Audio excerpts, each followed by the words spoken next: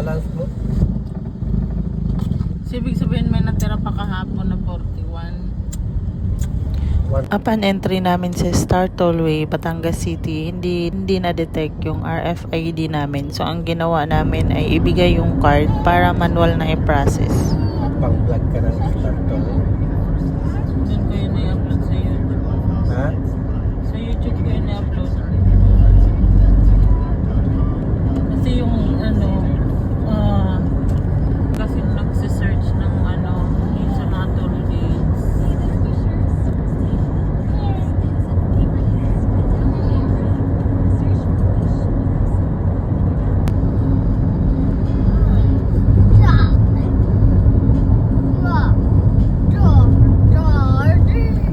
Parang kahapon, parang parang tagalan nga tayo dun sa yung sa McDo. Kasi nga traffic doon. Kaya ang tagal. Tsaka doon sa McDo eh.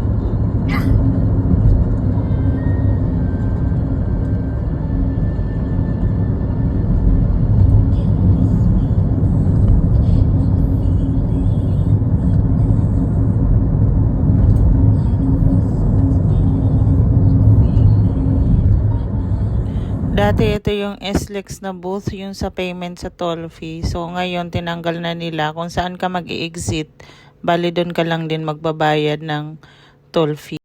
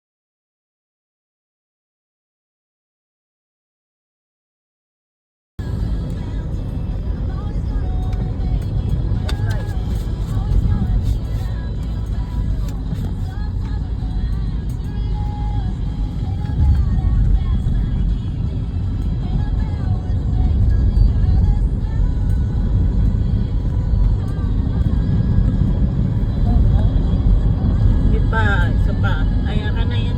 Teka lang. Ha? Mamaya na lang dun last. Hanap ng tao. Kayong Wala na din cash. VIP. Kaya nga bodyguard. The Wish 1075.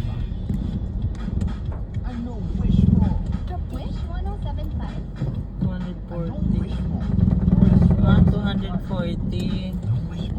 Yung toll fee from Star Tollway to MCX. So yung toll fee from Batangas City Star Tollway to MCX ay 240 pesos.